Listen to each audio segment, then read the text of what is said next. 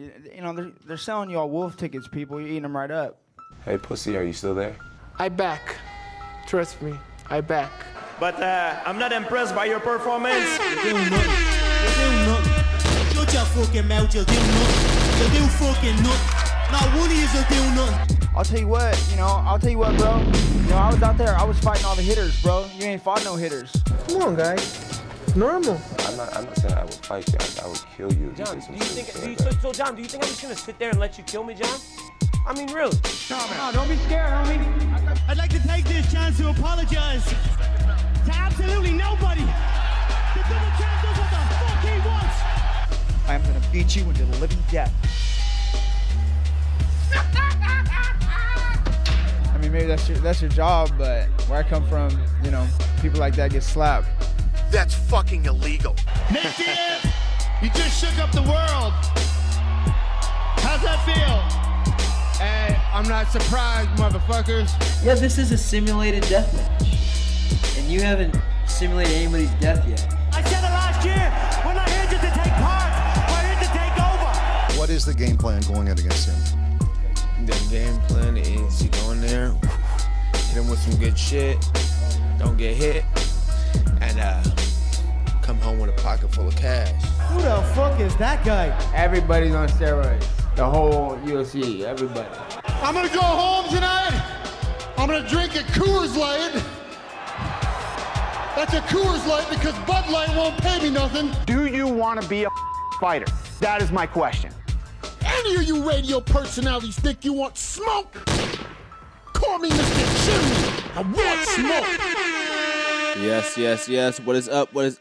MCR family, another daily edition of the show live on YouTube, obviously podcast form, iTunes, Spotify, iHeartRadio, etc. I'm Matt, the Hipster Hunter. Obviously, we've been discussing all things MMA today on today's show, UFC 236 preview, which I gotta say, even though the top, the co-main events, so to speak, are fantastic, the card itself, not the greatest for the pay-per-view price tag, I will be honest, but the top two co-main events, so to speak, the Holloway Poirier rematch at lightweight for the interim title, be that as it may, for the interim title, and we can discuss that obviously in a second.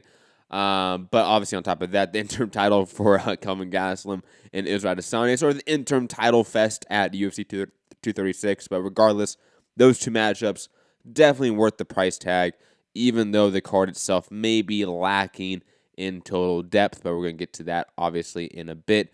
TJ Dillashaw with his PED scandal developing into a really unfortunate situation.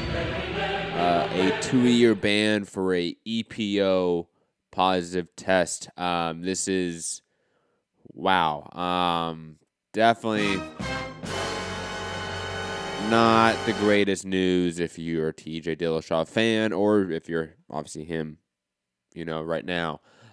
Plus, we have Conor McGregor, Khabib, Twitter scandal that we're going to have to dive into and discuss. I think we really haven't discussed that on our platform, really. That's public. I think we discussed it a little bit on Patreon, but I don't think we discussed it for free, so we're going to have to circle back to that one, I think, and unfortunately delve into both of them being, I don't know, vitriolic in their rhetoric, and on top of that, a little bit xenophobic, obviously. Tons of unfortunate news, obviously, to get into as well, but a lot of news to get into, so call in 323-870-4051 or add us on Skype if you're international. Make a comment radio if you want to get your opinions on these topics, or leave a comment below. But of course, I'm joined as usual on the MMA shows with the illustrious, the Mr. Wonderful, Jesse Fugati. Fugati, how you doing today? Yo, it's all good, man. I'm excited. We've been talking about this UFC 236 since Adesanya versus Silva. Yep. So it's pretty exciting. I didn't even think we would get as good a card. I guess I'm obviously two really good fights, right? Yes. Holloway and Poirier, and then Gastelum Adesanya. Like, those two fights are worth the card to me. The rest is kind of inconsequential, but yeah, I'm excited to talk about. Well, I mean, for real, like, no, you're right. Khalil you're Roundtree right. and Anders, it's like, that's a fun fight. but they need a win. They're both in the position of like they might not have like contracts, you know. Like I wouldn't say both coming off contract, losses, but you know, definitely like the loser's no longer near title contention at all. Yeah, the winner is back close to title contention. They can fight the Chris Weidmans of the world, and we won't think that's ridiculous. While the loser needs to rebuild. Absolutely agree with that. But it's the third fight from the top of the pay-per-view card. That's a little bit indicative of the pay-per-view card. We have OSP versus Nikita Krylov, I think in a rematch. Like as a pay-per-view opener. Like that's a fun light heavyweight fight, but that's two top 20 guys. It's definitely not the most stacked card, but it's definitely some star-studded card. I think Max Holloway has made a little sort of fan base out of his persona, his fighting style. I think obviously Israel Adesanya has been proven to be at least an internet sensation. At the very least that. This pay-per-view is not going to do wonderful numbers, plus obviously with it now being on ESPN Plus, that being the new paradigm of UFC pay-per-views, with the UFC getting a guarantee basic check from ESPN, roughly around the revenue of a 500,000 pay-per-view buy rate automatically for every pay-per-view, which is insane. So they don't care about the numbers, but this pay-per-view is going to suffer because of that. I see it doing around 150,000 pay-per-view buys, 200,000 because of the new platform. It's not going to do great, but there is a large UFC fan base already on ESPN Plus, so it's not completely out of the question that it does decent numbers. But regardless, the UFC doesn't care. Fighters might care because it's going to cut into the pay-per-view, portion, their percentage of the buy rate, but the UFC does not care. Regardless, though, unless you want to dive into any of those angles of this event, or do you want to dive straight into the two fights themselves? No, I think we talked about this, right? Brendan Schaub, who's not someone that I like really think we don't like the smartest guy or has like the greatest takes on stuff. He really did. The fact that very quickly, the fact that he is probably the most prominent MMA media member outside of Joe Rogan is absolutely shocking. Like that, that in and of itself is just shocking. Just want to put that out there. But back to you. I mean, I remember watching those like live UFC fight chats where they would have like him and Brian Callen and everyone on, and I'd be like, dude, like it's really difficult to listen to anyone but Joe Rogan, and at times very difficult to listen to Joe Rogan. But I mean, he had a good take on this, that this could potentially stifle like the UFC's what's kind of made them great, which is building superstars. And, well, I think that was an astute observation, and I think is something that the fans will really be maybe watching as this plays out, because so much money's already there, even if there's not a big name, right? It's just all guaranteed money. Now, we don't know all of the details. Mm-hmm. Like maybe there is something there that they are required to meet certain numbers to continue, but I think it's definitely something to look at. And I think the fighters, again, are losing. Like in this sport, you got the top of the top making maybe $1 million a fight, whereas like guaranteed.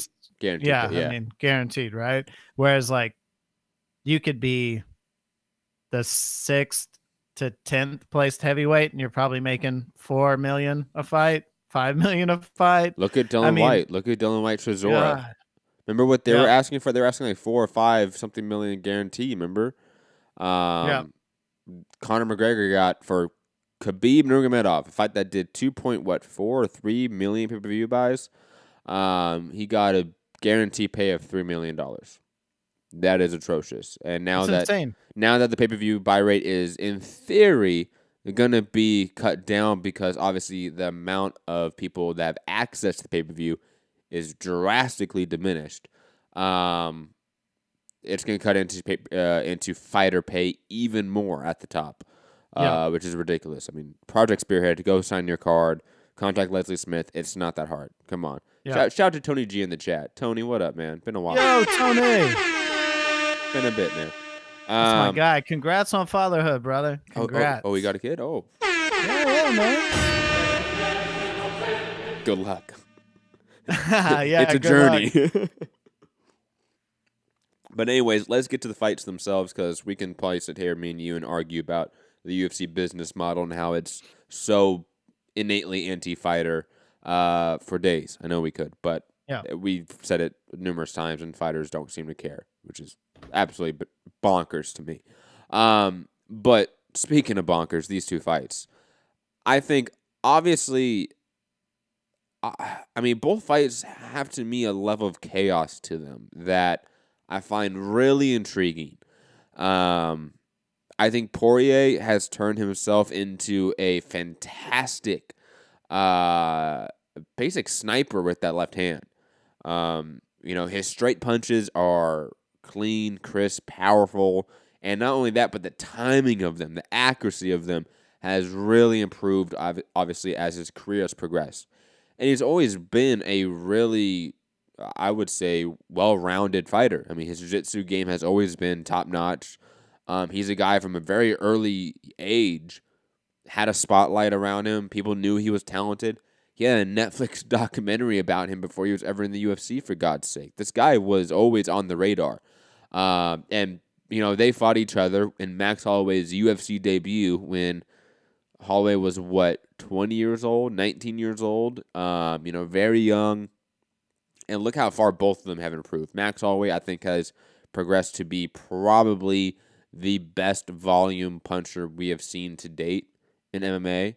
I think when we used to talk about the Diaz brothers and their boxing in the the mid-aughts of the 2000s, we really were talking about Max Holloway nowadays. And that's really, the romanticization we have of the Diaz brothers boxing, I think, is obviously a romanticization. Diaz brothers aren't the best boxers. They're talented, but they're not the best. When you look at Max Holloway, even guys like Tony Ferguson, you see the actual evolution of that volume-based style. A lot of work to the body, a lot of jabs, a lot of straight shots, and a lot of variation of the power, the speed of your combinations.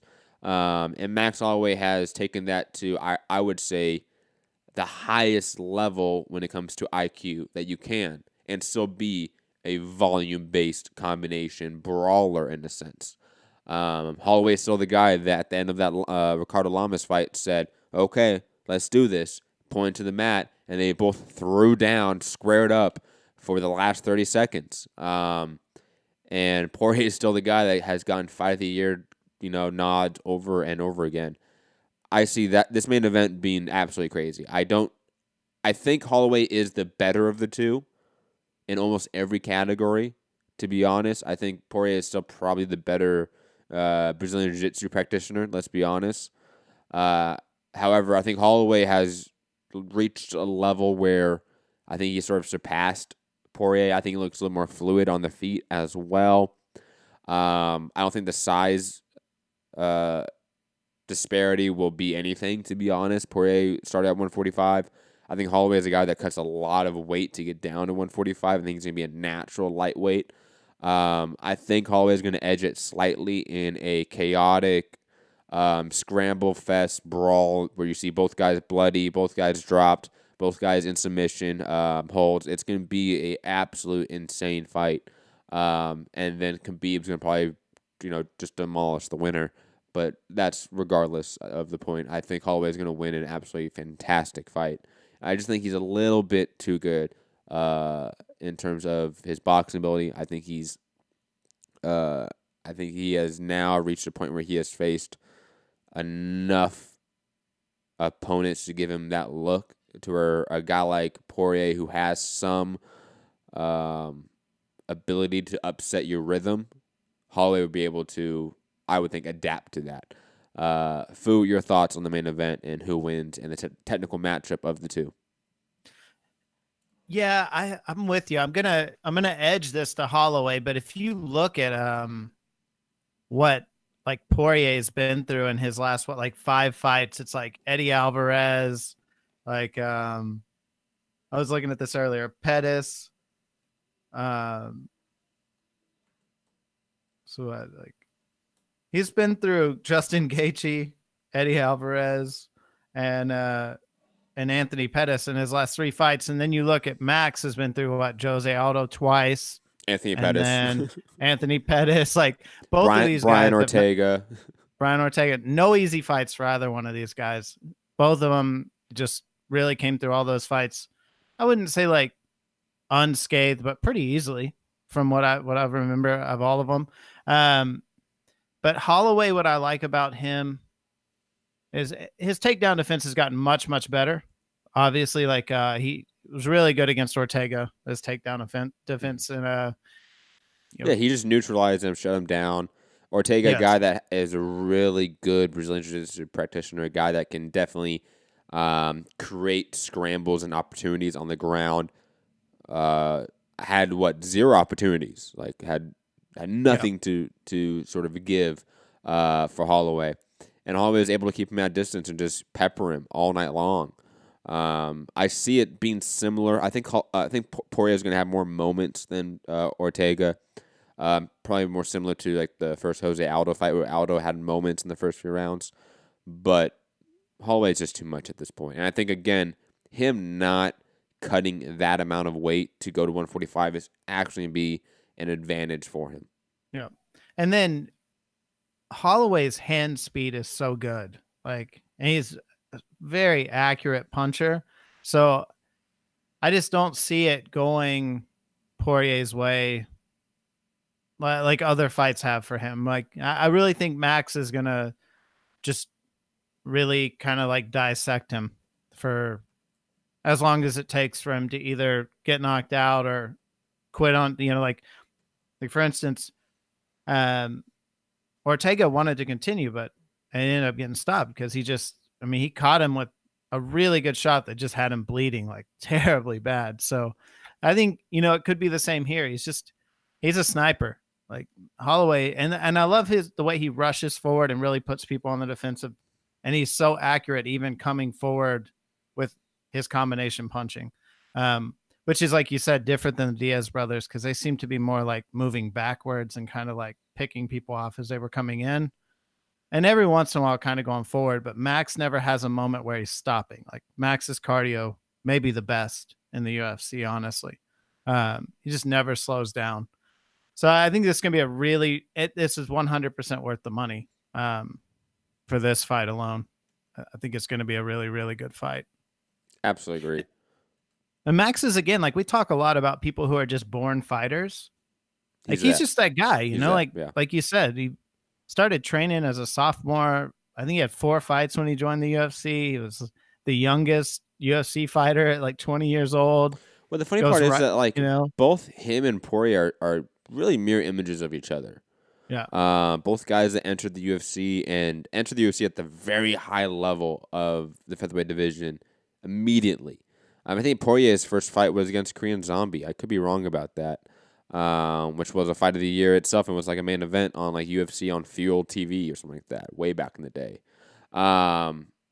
So both of them have been baptized by fire at a very early stage in their career. Both guys are natural fighters, come from a sort of rough fighting background in terms of their childhood, etc., their growing up phase of their career or their life, I should say. And they have sort of had career renaissance, gone on each incredible runs through respective divisions, and now meeting each other again. There's a lot of poeticism again with this matchup, and a lot of a Chuck Mendahall, one of those writers, could really write a great column about how these two guys are the same in many ways, and the fact that they're fighting again is poetic in many ways. And shout out to Max Holloway and Dustin Poirier, because regardless of what happened Saturday, we're going to be entertained. I don't see this fight being bad. I just don't see it. Also, regardless of what happens on Saturday, they will have to win and then fight Khabib Nurmagomedov. And that's just and get absolutely destroyed. but it is what it is. Do you really think like neither one has a chance? I don't see who has a chance against Khabib at that. I mean, like who's gonna take Khabib? Just send me location. Like, I think he's the best. I just don't see anyone beating him. Man, what about like a Justin Gaethje? That'd be fun. I mean, that would be fun. Yeah, Gaethje's tough as shit. I mean, that's why Iaquinta did so well, right? Well, one was because Khabib's mind wasn't really in the right place because he had just kind of had his fight. Like, his fight had kind of fallen through. He didn't train for a guy like Iaquinta. Just get out of here. Like, that matters. But Iaquinta's just a tough fucking guy. Right? Fuck nuance. Okay, I don't care. I understand, but it's like Gaethje's like that Iaquinta style guy who's just a fucking blue collar. He's just tough as fuck. Yeah. So you're not gonna like out tough him. You're gonna have to just beat him. Are we still not talking about Tony Ferguson in this division? I feel like it's such a unspoken enough subject right now in MMA. I've heard like other podcasts and shows in MMA like bring him up, and it's only in brief mention, and there's no real discussion about it. I mean, as far as I know, there really hasn't been an update on the Tony Ferguson situation that I know There's of. an update. He passed his medical evaluation. Okay. He is cleared to fight again, and basically said that Khabib should give up his belt and quit being a bitch or fight him. So he came right back and went right at Khabib. So now remind me of, because I'm trying to remember exactly what the particulars were with the wife and the kids and the restraining order or something along those lines. What happened there? Well, is there any resolution? I don't know that there's any update on that. I know that the UFC and him partnered together for him to get medical help, like mental help. He's now gone through whatever program and passed his medical evaluation to be cleared to fight again. So do you think we should be able to talk about Tony Ferguson as a realistic matchup with some of these guys, or is it still one of those wait and sees? I mean, look, if he says he's cleared to fight and he's done everything the UFC has said, he's obviously a contender in this, Then let's match up the lightweight division right now. Let's say we're both in agreement here. Holloway wins, right? Yep. So we have Khabib, Holloway next. Match up the division for me. I want to hear your if you're Sean Shelby, McMaynard, let's be go matchmaker. So Khabib, Holloway. I mean, I still think Tony deserves the Khabib fight, but Max is gonna have the interim belt. Max is gonna have the interim belt. I just hope they don't pull some shit like make him fight Holloway and then that person fights Khabib. Have Holloway, Tony Ferguson. Exactly. Yeah. Let's go through this. I'll give mine first since you're looking at the rankings. Obviously Khabib, Holloway, and then I would put Tony Ferguson, Justin Gaethje. That makes obvious sense. I think a killer fight too. I think the Cowboy Cerrone Iaquinta fight that's been talked about, just do that.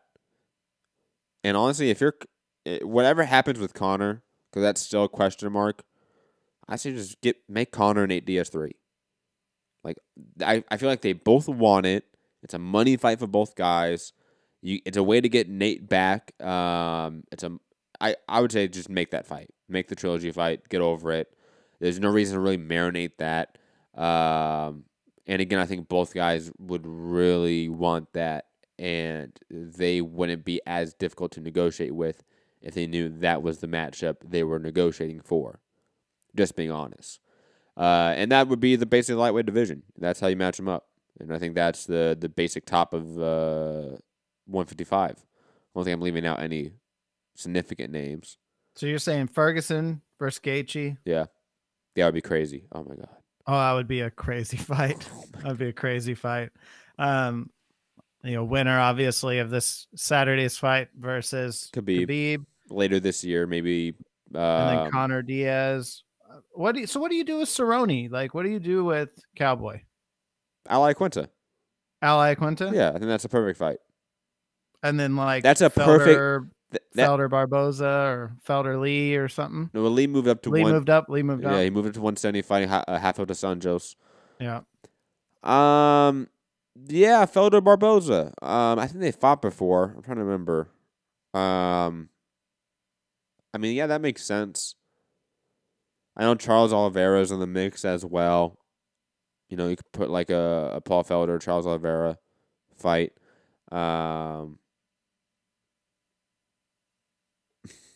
Lace, that's funny. But anyways, I think the lightweight division, whatever machinations you can make with those top 8, top 10 guys, it's all great fights. Let's be honest. Like, you could have Tony Ferguson, Nate Diaz. You could have Conor, Justin Gaethje. Like, you could really mix and match all those names, and regardless, the matchups you will get will be fun. I don't see any of those being bad fights. But like when you look down that list, like, is there a single guy that you would even 50-50 a Khabib fight with? I think Tony's a 50-50 fight. A healthy Tony. I think his ability to create scrambles, create separation on the ground, and then to explode with offense, grappling offense in those separations, in those small spaces that he creates, is crafty enough, is elite enough to give Khabib some issues. Because obviously, I think Khabib will get him to the ground. I think that you in order to beat Khabib, you have to find a guy that can fight off his back well enough. Because you're gonna be on your back, like it's just gonna happen. So Tony's probably that guy. I know super hardcore Nate Diaz fans will say Nate Diaz because of his Cesar Gracie Jiu-Jitsu, but that's just a fantasy, guys. Get over it. I'm sorry. He's never been the best guy off his back. Yes, he submitted Kurt Pellegrino. Whoop-de-fucking-do. Other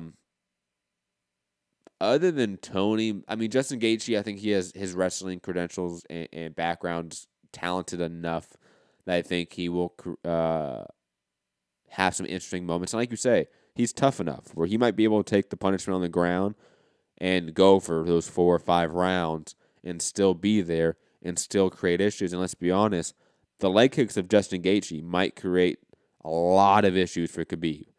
Yes, it will give Khabib opportunities to create takedowns, but again, those leg kicks are no joke. And if he starts eating those, it would be some hell to pay. And unlike Edson Barboza, Justin Gaethje can fight going backwards and get his offense going.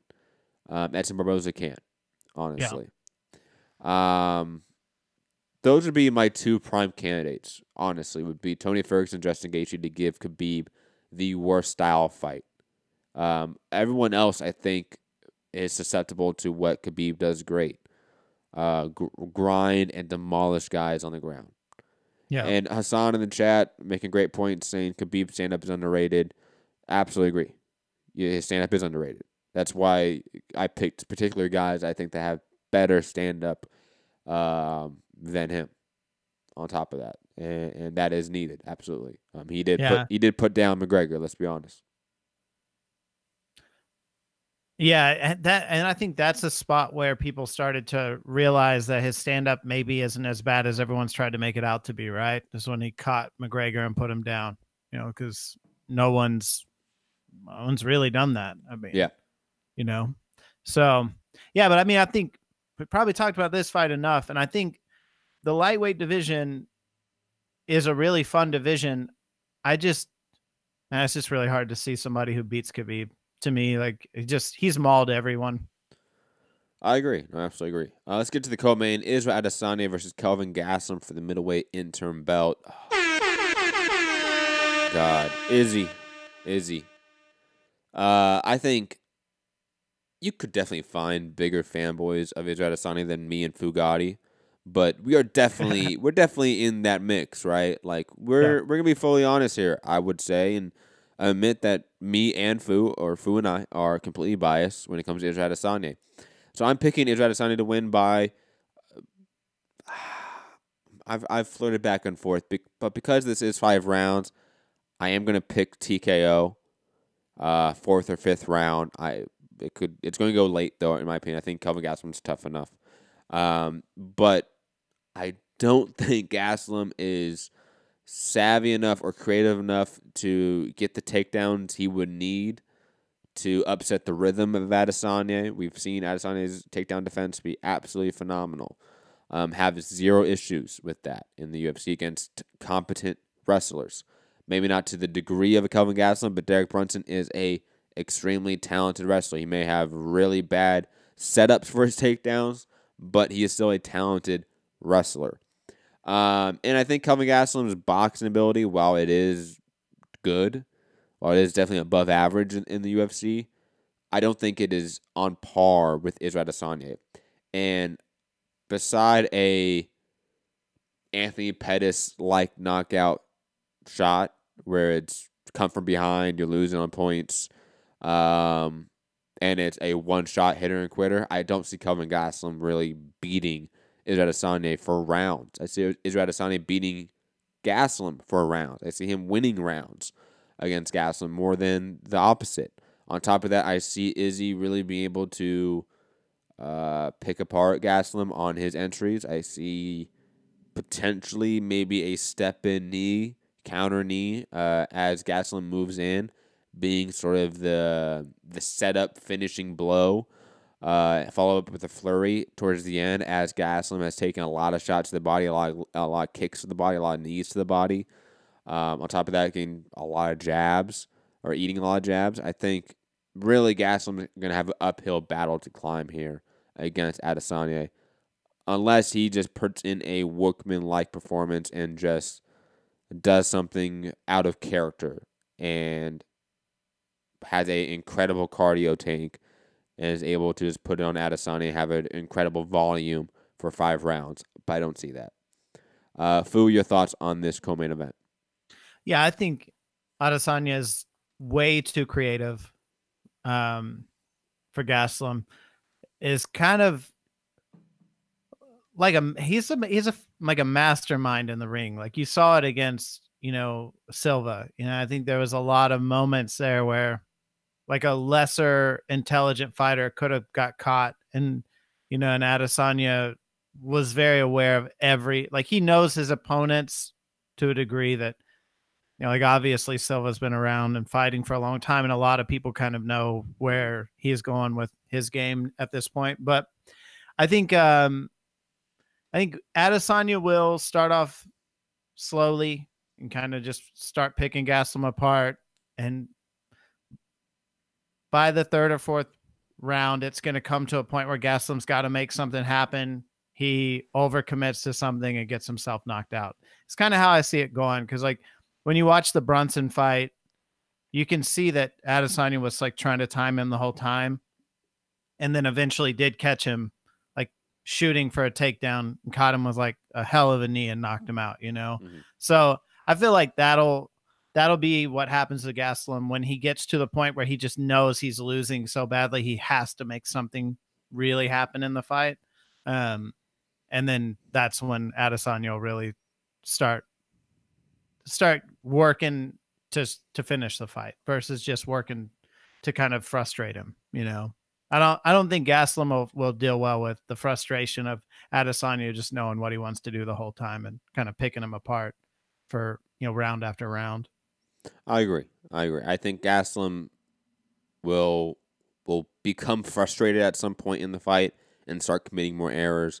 On top of that, I agree. I think Adesanya's going to start a little bit slow because he is sort of a methodical starter with his fights, and I think he wants to sort of find his range, find his pace, find his timing with a guy like Gastelum.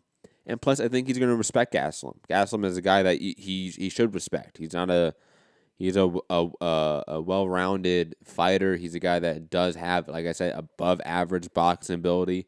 If Gastelum does get carried away in there in the pocket and gets defensively irresponsible, Gastelum is the type of guy to make him pay in this division, more so than others, in my opinion. But I think, like you say, Adesanya has the mind to where he's not gonna do that. He's gonna fight the perfect fight. He's gonna stick to the game plan, and that game plan is gonna be the one that's really gonna get him over this fight, more so than just being the better fighter of the two. because he may not be that. He may not be the better fighter of the two, but like you say, he has the right tools. His striking ability is so high level, so much better than the entire UFC right now, especially the average, the median. On top of that, he has such a active mind for picking apart opponents mid-fight, pre-fight, post-fight. Regardless, he's going to pick you apart. And I think this fight's going to be a slower paced one than the main event. But when the chaos does happen in this fight, it will be extremely dynamic, extremely violent, brutal, and clean.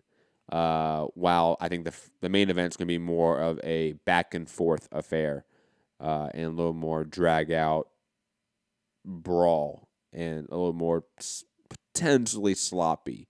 I don't mean to use that as a disparaging way to the main eventers, and they're obviously great technicians, but that matchup to me is going to sort of devolve into pure chaos, while Adesanya Gastelum is going to be more controlled chaos. But regardless, like I say, both fights fantastic. Cannot wait for it, and probably worth the money. I really don't want to talk about the rest of the card. I'll be honest, Fu. I think the Anders Roundtree fight is a good fight. I think the OSP fight, Nikita Krylov fight, it's a good fight. Wilson Reyes on the card, Max Griffin on the card. God, that is about it. The Curtis Blender, Belil Muhammad fight, that's actually a really good fight. Yeah, that's about it. But just a lot of fights that really don't lead anywhere, you know? Like, so it's like good fights. They're going to be entertaining. But again, if you're really, your concern is like, where is this moving people, or where does this put a division? Like, there's just not a lot there to talk about, you know? I mean, quite honestly.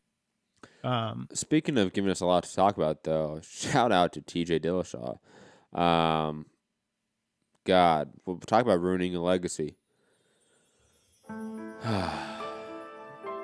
Going from back-to-back knockout wins against Cody Garbrandt, cementing his place in bantamweight history in a sense. Then, obviously, going down to 125, losing in vicious fashion in 30 seconds via knockout against Henry Cejudo. And then on top of that, a PD suspension for EPO for 2 years. Wow. Talk about a fall from grace. And for those that have listened to me for some time and know my stance on PD and PD regulation, just understand something here. There is zero gray area when it comes to EPO and performance enhancing or its effects of performance enhancement. Unlike clenbuterol and other substances I've debated on this show and other shows I've been on, EPO, there's no debate. EPO is blood doping in a very basic sense. It's what Lance Armstrong got caught for. What? How long ago was that now? A decade ago? Yeah, you'd have to ask Robbie. He's a cycle.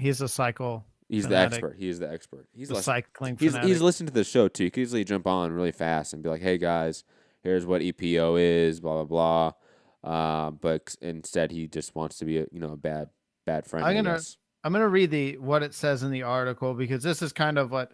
Because originally I was like, VADA, it's not. There's a lot of issues. USADA, yeah, sorry. There's a lot of issues. There's not issues with this. But this thing is like. But let's be fair, Fu. You only said that because you misread my text. Oh, possibly. But you thought I was questioning this. I'm like, no. I'm just saying, wow, this is big. This is severe. So one of the main guys here says, I'm quite familiar with EPO from my days investigating professional cycling teams. It's a very effective Can you name the guy? Can you name the guy instead of saying Jeff Nowitzki? Thank you. UFC vice president. Well, he's not the UFC vice president. He's the of athlete health and performance. There you go. Thank you. He's the head of their USADA program. So, and he says, it's not a substance you find in contaminated supplements. It's injectable only. You have to know what you're doing when it enters your system. On a scale of seriousness and anti-doping, it's up near the top. So it's not something where you could be like, he just got fucked up with some bad supplements or someone gave him something. It's like, you have to know you're doing this. And the only other instance of this in the UFC was also a 2-year ban. It was Gleason T-Bow, for those that want to know the name. Yeah. I just love that. Here's a quote from one of the guys. It's fucking Jeff Nowitzki. Way to go, Phil. You're awesome. Sorry, brother. I didn't read this. That's great. I didn't even look at the name. I just read the quote when I read through it. Because I don't really honestly, I don't care who a lot of these people are. Like, not even in boxing, where I'm like, I don't really care who you are. Like, and some of them. Well, Jeff is a big deal. Anyways, I'll get to my points. Look, I've interviewed Jeff Nowitzki because obviously I was at the whole John Jones picogram scandal. I was at that press conference. I was at the media scrum for Jeff Nowitzki when he talked about that. I'm never gonna sit here and say that Jeff is the saint when it comes to PED regulation, or even USADA is. It isn't. He isn't.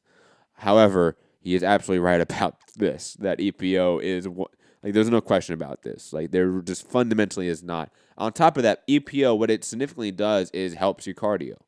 It helps you keep high endurance volume of athletic output for very long periods of time. That's what it specifically does. And TJ Dillashaw, a guy that has extreme cardio and has made a career out of having very vicious finishes late in fights, a la the Renan Barão fights, this becomes a little bit more of a ugly, legacy-damaging affair. However, this is combat sports. And let's be honest here, Fu. Chael Sonnen is fighting in 2 weeks for Bellator, and he popped 4 times. So, fuck, man. Like, yes, this is a very bad positive test. There's no way to excuse this. There's no gray area with EPO. There's a reason TJ Dillashaw is not fighting this suspension at all, and he vacated his belt immediately because he knew he got caught. He knew what he did. However, I also know in 2 years when he fights again, we won't care.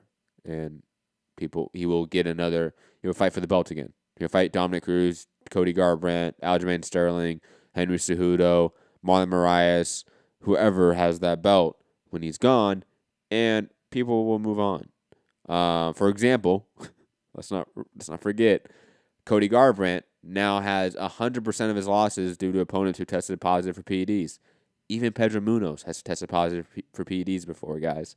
So we forget in this realm of sports for PEDs a lot more than others. Let's just be honest. Maybe that's not the discussion to be had right now, but it's a discussion to be had at some point. But, Fu, your thoughts? Dillashaw, 2-year suspension, the ramifications of it, the impact it has on his legacy. Your thoughts? I mean, I was, Anthony, and I believe you were on Twitter talking about this a bit.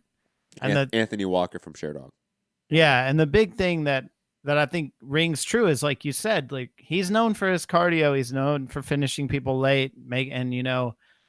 That's something that in any sport is not normal. Like, carrying your power late into fights is not normal. So with that being kind of his legacy, I mean, it's a huge hit, right? So you can't, there's no way to work out of that, because every fighter now is going to say, well, that's why I might have faded, but he didn't, because he's a drug cheat,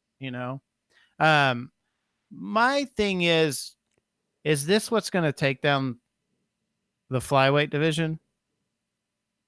I don't know if it's this. I don't think it's this. But, I mean, they've already been looking for reasons, and now this throws, like, Cejudo up into a fight for the title there.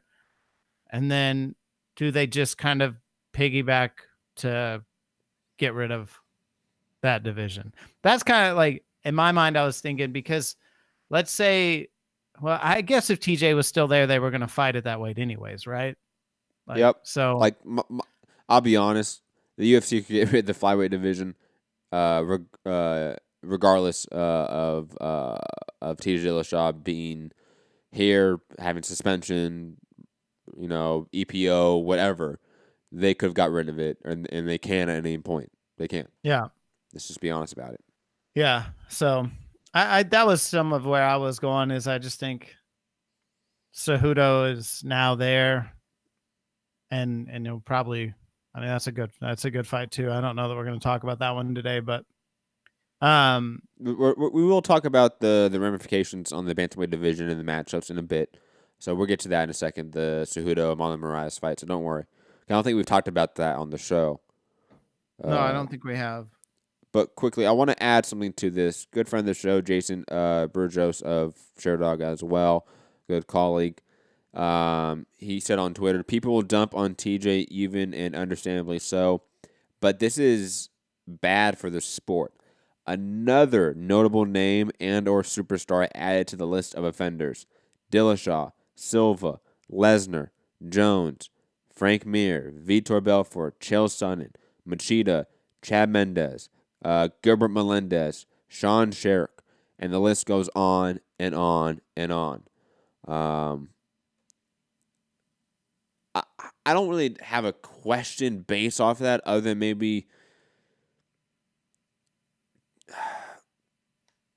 I know that we in combat sports maybe have a larger reputation of steroid use than other sports, but I don't even know if that's true. I'll be honest, Fu. Like we know for example, the NBA and NFL have very lax PD policies, right? We know that through their player unions, they've been able to negotiate that. And I think that's good for them. They don't have WADA systems, for example. They don't have the WADA code. Most of our major sports. Obviously, Major League Baseball has a more stringent PD program because of the 90s and 80s and that scandals and all that of the Balco era. However, I'll be honest. I think that the sky is falling. Sort of outrage, I don't know if that's the right word, but outrage on Twitter that always comes when there's a prominent fighter that gets popped for PEDs. I think it's kind of overblown. Maybe you have a different opinion about that, but I think, honestly, people really don't care about PEDs. I think there's a small, very vocal minority of sporting fans that care a shit ton about what fighters ingest. I think the large majority of us don't care. However, maybe Jason has a point. Maybe you share that opinion. I don't know. That, yes, MMA has another black mark on it that is just a giant black mark of PD use. And that has put us into a niche market even more so. I would assume is Jason's overall point as well. So your sort of thoughts on maybe that on top of it. Because TJ Dillashaw, even though it's, again, a singular news event, I always want to make it more macro. I always want to make it more about the grander scheme or scene of PD regulation and maybe the public perception of it. So your thoughts on the landscape of MMA, combat sports, and maybe the reputation of PD use in it. So, Jason, you said, right? Burgos? Yes. One of your colleagues from Sherdog, right? He's very consistent with bringing up kind of the things that plague the sport. Yes. Like, I mean, if like abusing women, like sexism in the sport, all that. So I'm going to say he's very consistent in saying, it's not like he's saying, oh, hey, this one thing is what's really hurting our sport. Of course. Right? Of course. Yes. So I just wanted to clear the air because to me, like, I was going to address this differently and say for me, I think the bigger things are the fans not defending women in the sport, not defending like equal pay in the sports, things like that, right? And we would definitely get into something like that with obviously the Conor McGregor Khabib Twitter fallout in a bit after this news topic. But yes, I agree. Yeah. I think probably Jason would agree with you too. I don't think I don't think any of us are making that point or trying to say that PD use or the reputation of it in combat sports is the number one factor for us being a niche sport. No one's saying that. Is it a factor? Is it a major factor? Yeah. Those are maybe the questions we have. On top of that, does the majority of the public even care when another fighter gets named in the headlines for PD use? Man, I think on the whole, people don't. I think in the moment they do, but it's like today it's care. Like you said, right? Yeah. So it's like the moment that it breaks, and if it's like affected maybe some fighter that they really like if you're a gigantic, maybe like Cody Garbrandt fan, right? Yeah. You're never going to like TJ Dillashaw, and it's always going to bother you. But if you're not a Cody Garbrandt fan, if you're not like somebody that TJ beat, that you have a fondness for them as a fighter, it never bothers you after they start fighting again. Like there's actually like moments where realistically, there's always the people who pop off about John Jones, but there's mostly people who just are glad to see him fighting again. Yes, absolutely. Right? Like Chad Mendes came back from a 2-year ban. No one really cared. There wasn't a bunch of outrage in the media or the fan base that he's coming back. We were glad he came back. And when he fought Volkanovski, that was a hell of a fight, remember? We were all hyped for that fight, and it was a great fight. No one cared about it, let's be honest. Yep. So I don't think the fans really do. Yeah. I think that, obviously, it depends, I guess, how you're talking about it, too. Does it help the sport grow? No. Does it hurt the current fan base and make people fall off of the sport? No.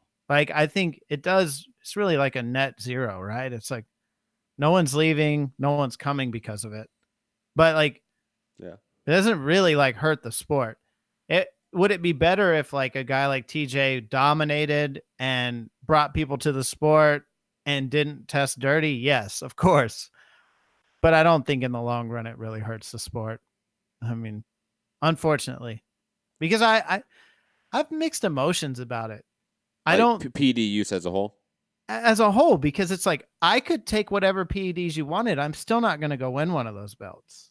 Right. And it's a shit argument, but some of these dudes are just super fucking talented and the things help them, but they were still going to be a great fighter regardless. Yep. Right. So I don't know. It's weird. And there's not good science behind a lot of it. And this is different, obviously. I'm not for anyone the Dillashaw listening, case right? Yes. This Dillashaw thing is very different. I'm just in general PD regulation spectrum. The amount of categories that are in the WADA code that are banned. There's a lot of question about that. There's a lot of difference of opinions when it comes to the science of it. Yeah. And I definitely recommend go check out that Luke Thomas, Paul Demio interview on the Luke Thomas channel on YouTube. If you want a little more in-depth scientific take on it and analysis of PD regulation from someone that's been in the industry, that is a scientist, that is an accredited professor at a university, go check out that interview. It's really informative for those that don't want to do the hours and hours of research, looking at medical studies, etc., about all of these different categories. Go check out that hour-and-a-half interview. Really things easy. That I think we could discuss maybe a different time. Maybe we have a show where we just kind of discuss this between us. But in the Olympics and in other sports, when you test dirty, they take your medal. They don't, you're no longer, even it's not credited on your record. It's not so I think until there's a point that and some of them do get rolled back to no contest and things like that. I understand like with the Wilder's brother instance, they rolled it a no contest because of he tested dirty. But my point with it not hurting the sport is, like you said, no one's going to look at Cody Garbrandt's losses and go oh, he only actually has one loss, or because 3 or 4 of his losses came from someone who popped dirty. No one's ever going to do that. They're all going to go, all hey, of his Cody, losses. All of them. I understand, but what I'm saying is, right? And they're not going to go to TJ Dillashaw and say well, he didn't win those fights because now he tested dirty for drugs, right? Of course. And they're not going to take his belts away. And it doesn't change anything. Like, I think maybe there's a case to be made that they should do things like that. Like, but then again, you don't even know, because were they dirty at that time? Or, it's just a complicated issue. And I don't think it affects the sport because it is so complicated. And no one can speak very well to it. There's no one that's like, there's not a consensus movement that's like, ban everyone that does drugs, that does any type of PD. There's no, like you said, Luke Thomas, who's a very good guy to listen to in the sport. Good journalist. Very articulate, right? He's almost anti USADA. Like, he thinks it's hurting the sport. So it's a tough discussion to have. It is. And I think it's one that obviously has been shaped by going on now, 60 years of propaganda and pseudo brainwashing of the public when it comes to PEDs and the effects of them or the lack thereof. But regardless, again, maybe a discussion for a different time. Maybe we should actually try to reach out to Paul. He does follow me on Twitter. I can probably try to reach out to him, try to get him on the show if you would like that, Foo. And discuss some of these topics and these grander ideas and concepts about PED regulation, what the role is of regulatory bodies, and what the line is when it comes to usage. Because I think there is a line where some usage is probably beneficiary, and there is actually a net positive to some allowed regulated use of, quote, PEDs and banned substances. Just being honest. But digressing, let's get to another sadder topic. But before that, quick mention of the bantamweight division before we move to the Conor stuff. Obviously, like we mentioned, Henry Cejudo, Marlon Moraes has been announced. On top of that, Pedro Munoz versus Aljamain Sterling has been announced. And I think it was Peter Yan versus Jimmy Rivera. And that is basically the top of the bantamweight division, all scheduled, all lined up in the fallout of the TJ Dillashaw PED scandal. And I'll be honest, I think the division is doing all right. Like, all those matchups are fun. I don't know if you want to dive into any of the matchups in particular, Foo, but all of them are great matchups, and I can't wait to see them. I especially like the Pedro Munoz, Aljamain Sterling fight. I think that's a fantastic matchup on paper. And I think that being sort of like the number one contender for the winner of Marlon Moraes, Henry Cejudo, makes perfect sense. So, Foo, any thoughts on sort of the fallout of the bantamweight division? I think it really has led to some cool matchups, right? Because I think you really would have had to feel bad for like a Marlon Moraes if it would have been TJ defending his belt against Cejudo at bantamweight, right? Because it's like, damn, man, this guy's really been in the best fights in the weight class for a while now and is still not getting his shot, But this Sterling Munoz fight, that's a great fight. And I think I really will probably pick Sterling in that. Yan and Rivera is going to be really neat, because if Yan really proves himself against Rivera in a convincing way, then he's definitely going to be a contender up in this weight class. Because he's fairly new, I believe, right? Like, he's not super set in this division just yet, but I think those things will be good. Yeah, Paulo Costa. Yeah, he definitely said he's got a stomach virus or something. Some bullshit like that. He's like super pissed that they think he's like on PEDs. I mean, he could be. Who cares? Yeah, for sure. That's my opinion. I always say, who cares? But I want to say, before we jump to the next topic, I forgot about this. Cody Garbrandt spilled the beans, and we've been saying this for a while now, that Cody Garbrandt has been sort of letting the cat out of the bag about this PED use for some time, and sort of implemented his entire team on top of that. But beside the point, he said on Twitter, I forget the exact year, I think it was 2016. 2016. No, was that 16 or 18? Fuck, I can't see. No, sorry, 2018. No, that can't be right. Yeah, 2018. Cody saying, no shit, I'm talking about the March fight. And then you said you were hurt. Must be all that EPO going to your head. Have a safe camp. See you in August. Obviously, TJ Dillashaw. So, I mean, we sort of knew about this for a while. It's sort of like the John Jones PED use. Like, that was, and the cocaine use. Like, that was one of MMA's worst kept secrets for a very, very long time. But anyways, let's jump to this Conor McGregor bullshit. Dude, real quick, though. Cody Garbrandt cracks me up. He says, because he posted a thing about all his losses were to PED users, basically. Yes. And then he says, like, let's make this clear. I'm not saying my losses are a direct result of PED convicted fighters. I also fought like a dumbass. Oh, he said that? That's like, funny. Yeah. That's cool. Like, what a good sense of humor, right? Yeah, because he did. But speaking of dumbass, God, and xenophobic, Conor McGregor could be sort of went nuclear on Twitter in this last week or so. I'm not going to spill into each individual tweet, the whole "your wife's a towel" comment that was clearly xenophobic and bigoted. Like, it just clear as day. When we were questioning the whole "is Conor McGregor racist" when the build up to the Floyd Mayweather fight, nope. I think it's pretty much safe to say now. Honestly, we have our answer. Yep, and on top of that, I mean, his coach being a Proud Boys member with what's his name? Fucking is John? What's his name? John Kavanaugh. Yeah, he's a Proud Boys member. Yeah, son of a bitch. Yeah, so I mean, like, it's come on, we kind of knew this was happening. And then Khabib going, obviously reiterating the accusation that he's a rapist, based off of him being a suspect in a rape case.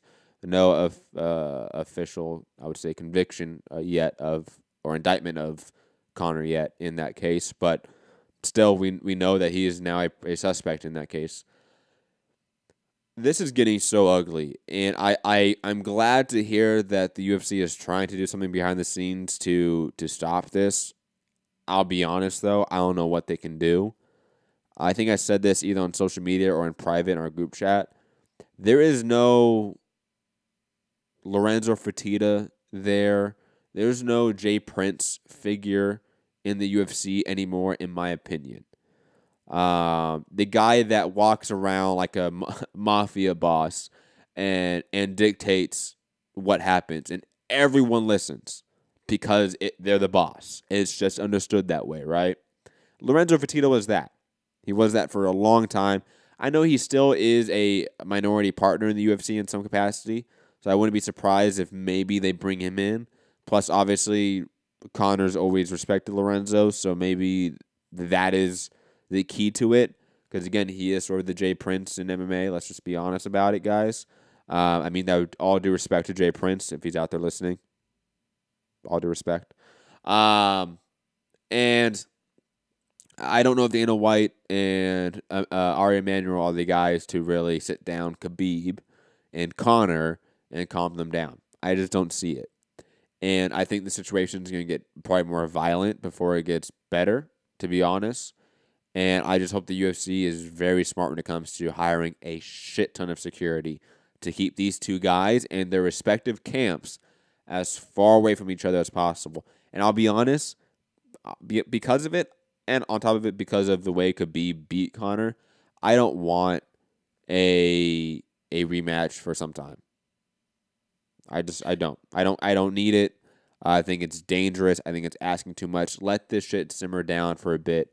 Let these two guys fight each other, or fight other opponents for a couple years before you ever have a rematch, because otherwise it's going to get violent.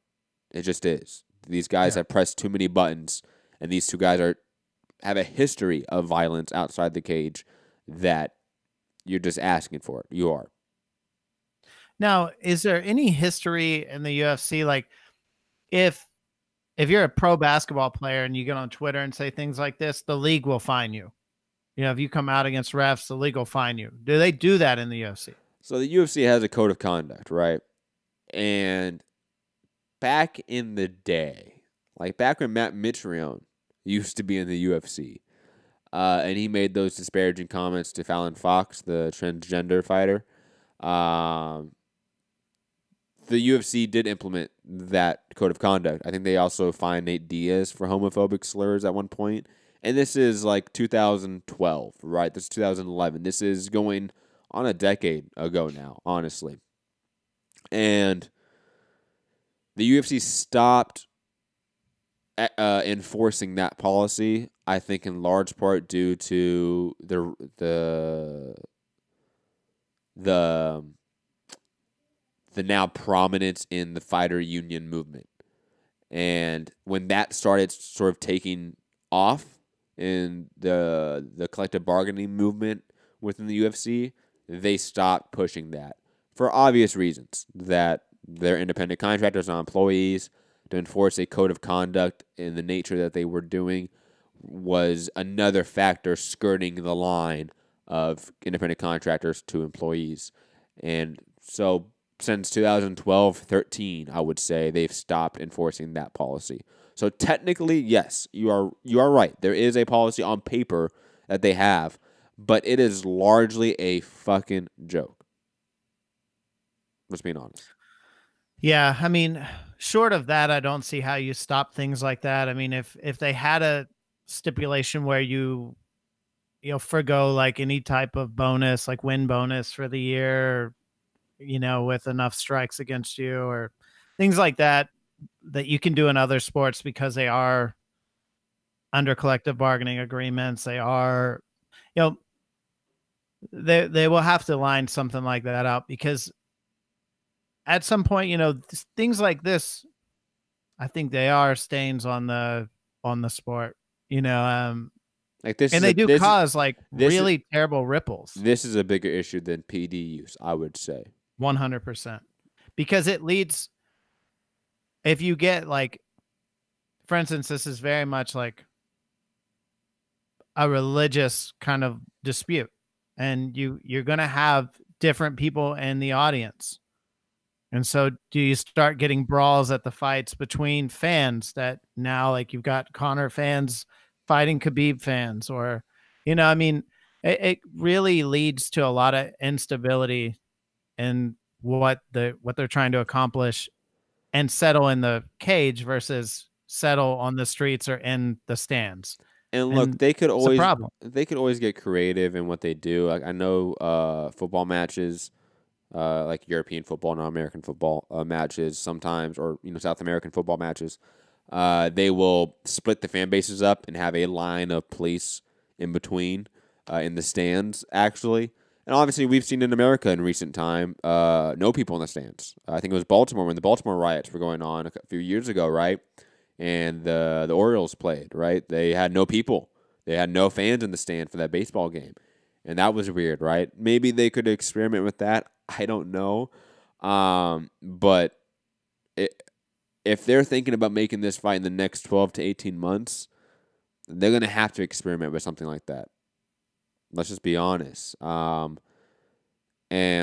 on top of that, I don't know if these two guys ever simmer down.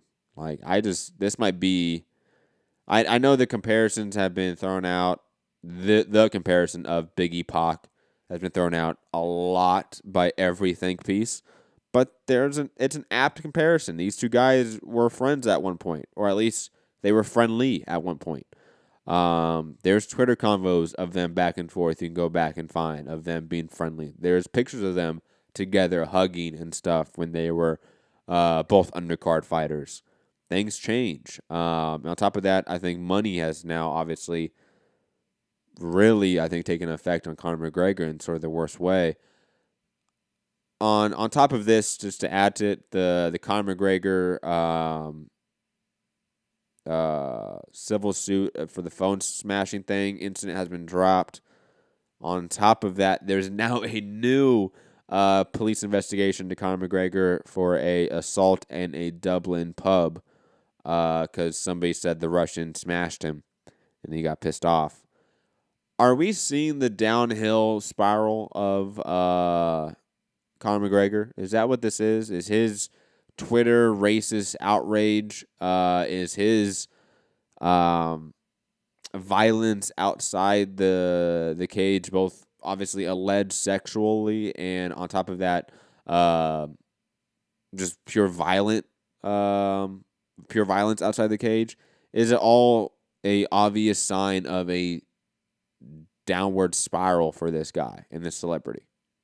Well, I think, man, so I think that if you look at like back on Rocky Marciano, like people will say like he was the nicest guy outside of the ring and he fought because like he was good at it and it made money. Even like a Sugar Ray Robinson, same thing. Like people said he was a super nice guy. They won't even make a documentary about Robinson because the family said they would have to put some kind of drama in there and they didn't want to add like fake drama that would ruin his name. And then there's like Conor McGregor's, who's probably just a really shitty person, that was good at fighting and got into it because he was always fighting. Like, so I can totally see that you propel him onto the world stage. He becomes like a gigantic star where people are constantly going at him.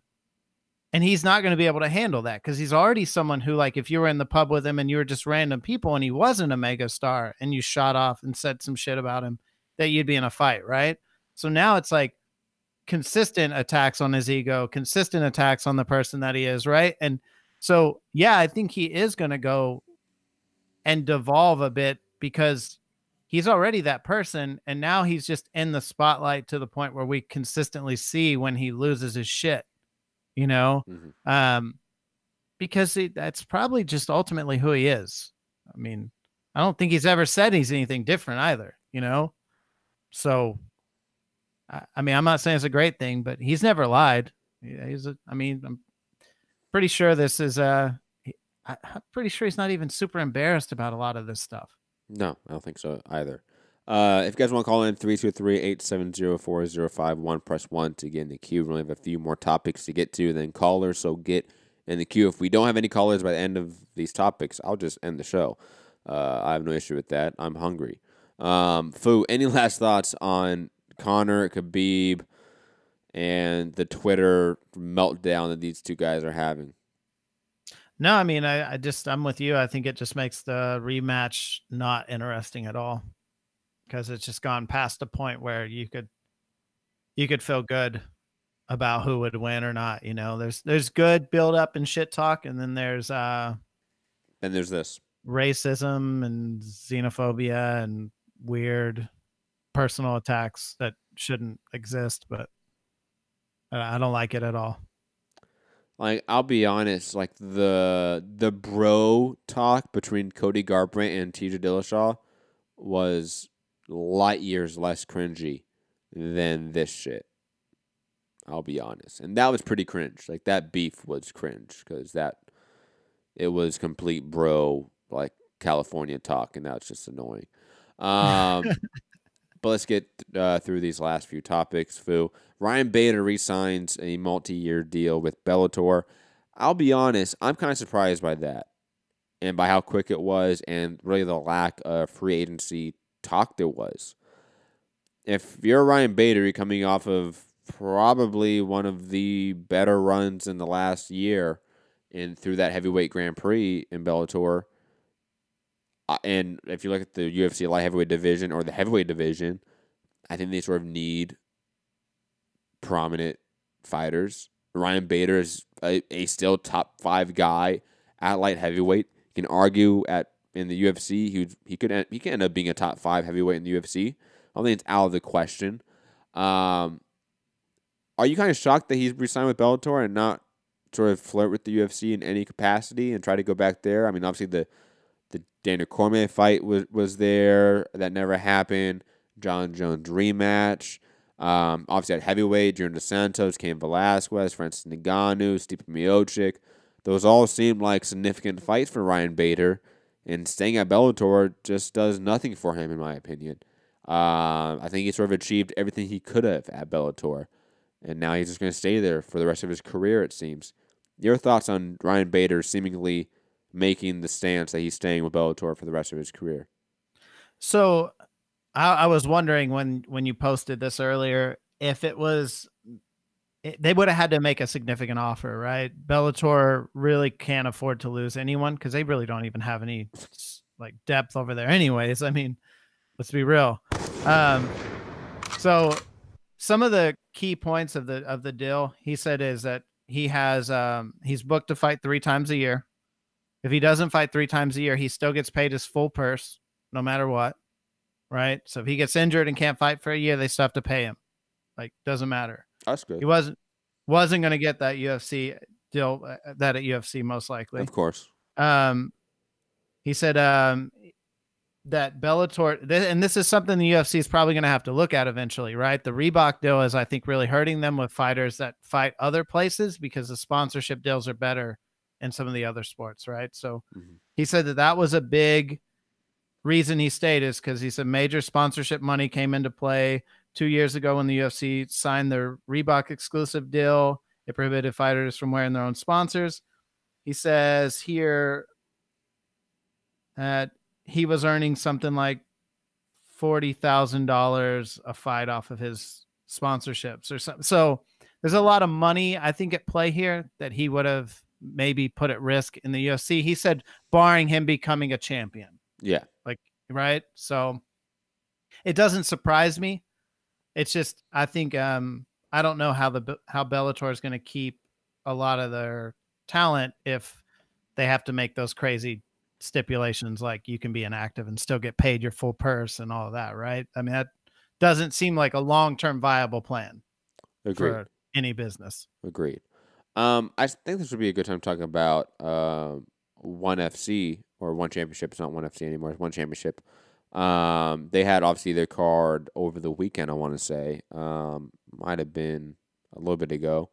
Might have been the week prior, but I might be wrong about that. I think it was this past weekend. Alvarez and Eddie Alvarez, and all those guys. Demetrius Johnson making their one debuts. Obviously, Eddie Alvarez getting viciously finished was a huge upset and surprise.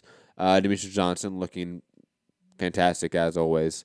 Did you watch the card, Fu? Did you watch any parts of it? Did you watch his highlights of it like I did? Because I'll be honest, I didn't watch the card, guys. I didn't watch the card. I watched the highlight of Johnson's finish. Yeah. I watched the highlight of Alvarez getting finished because I really didn't expect that, because he was really excited about not cutting so much weight. Said there was a lot there, so I thought he would look better. But I do feel like One is probably positioning themselves to be maybe like the second best behind the UFC, right? Third.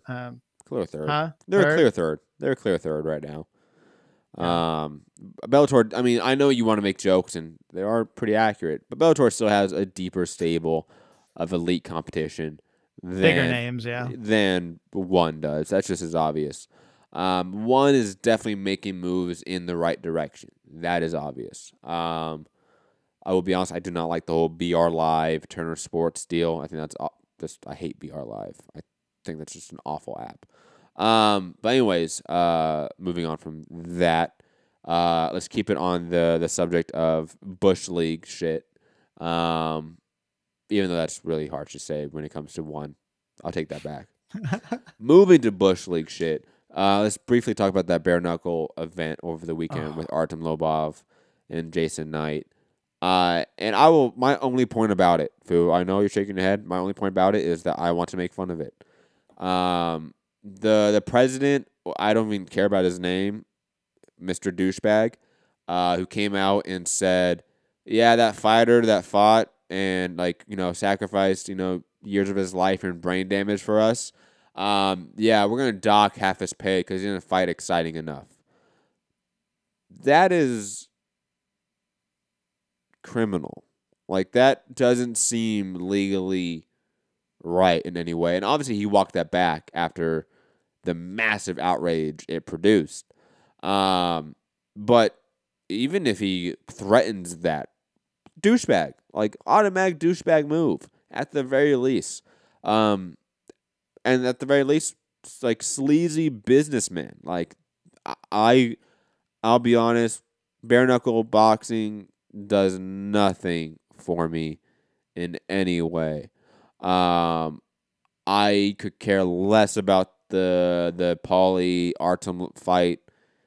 I saw the highlights on Twitter, and it was funny to watch. The 30-second clips on Twitter. That's about it. That's as much as I can consume. And if you're really out there acting like it's some major event, you got to have some self-awareness, honestly, guys. Media, fans, like, do better. Do better, combat sports. We don't need that in our lives. We really don't. Okay? I also think this is something that could cause... This is something that really could make combat sports look bad. Because I watched... But they had a guy who was like... kind of called out Paulie and Artem, and he was like, I'm the true bare knuckle like champion, the real guy. So I went and watched like one of his fights, right? And first and foremost, if you watch it, it's the slowest 10 count ever. This dude gets like floored. They let him get up. He can't even really raise his hands to defend himself. They let him continue fighting. He gets knocked out viciously. And it's like, yeah, like you see their faces after this, all of the cuts, like there's a reason like bare knuckle is so rough. It leads to a lot more cuts in the face and, like fucked up hands. And I get it. I'm not a fan of it at all. I'm not, there's no, especially if it's like they're coaching fighters to stand in there and just trade like they did, like this is the only way you get your full purse is if you just go in there and fucking murder each other. Yeah, not a fan. Not going to pay him any money. Never going to be interested in it. Like there needs to be more skill than just standing in the ring throwing fucking punches till someone falls over of exhaustion, It's just so bad. It's annoying to me. It was so bad, guys. That was for those that paid to watch that. Shame on you. Unless you get paid to watch it. Yeah. Shame on you. Let's wrap up the show. A couple of our last topics. Jack Hermanson replacing Yoel Romero for the Jacare Souza fight on UFC ESPN 3. Jack Hermanson obviously getting that quick submission against David Branch on was it the Wonderboy card or was it what card was that?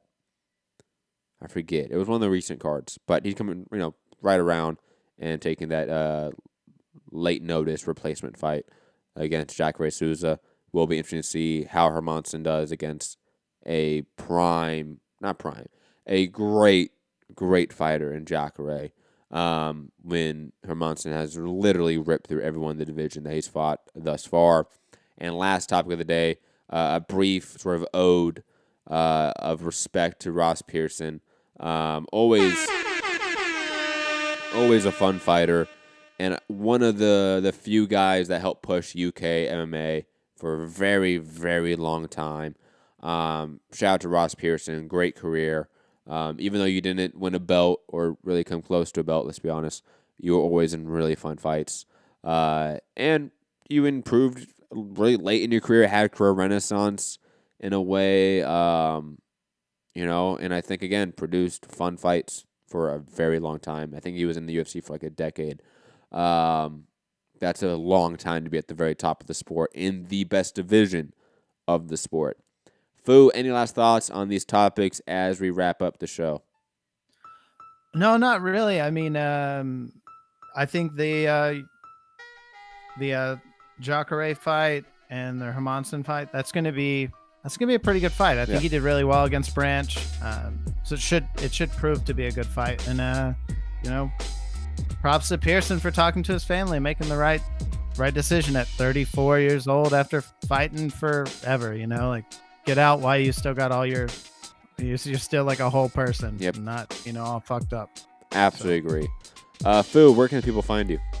Fugatti_MCR on all platforms. I'm gonna make the case again. Matt and I are doing a Game of Thrones show. It's probably gonna be Patreon only. Starts again on Sunday. Game of Thrones is back out. King in the North. Let's go. Got my Game of Thrones shirt on, man. I'm a huge Game of Thrones nerd. I can't wait. I'm sure we got a lot of listeners that are Game of Thrones fans, so excited to get after that. And go see Shazam, because that movie was awesome. That was fun. Anyways, you can find me, Matt Hunter, MCR, all platforms. If you enjoyed the show, hit the like button, share the show, subscribe, head over to patreon.com/Mixed Combat Radio to help support the channel in any financial way, plus get hours and hours of extra content. Have a great day, great night, wherever you're listening, whenever you're listening. Peace.